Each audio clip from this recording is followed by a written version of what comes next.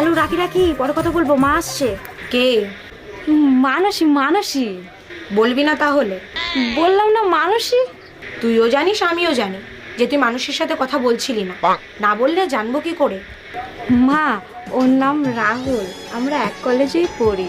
বাড়ি কোথায়? বাড়ি বনগাঁয়। আমার সাথে কথা বলাবি না? তুমি সত্যি কথা বলবা? ও মা, বলবো না কেন?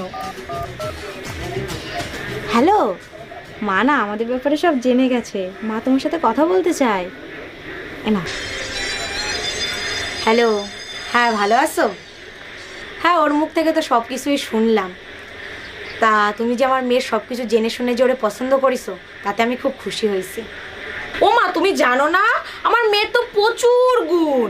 এই ধরো, একদিন স্নান করলে 3 দিন স্নান করবে না, গরমকালেও তাই। আবার উকুন, ওর মধ্যে প্রচুর উকুন। তুমি ওর মাথায় হাত দিবা, 1 মুঠ উকুন উঠে আসবে। ওর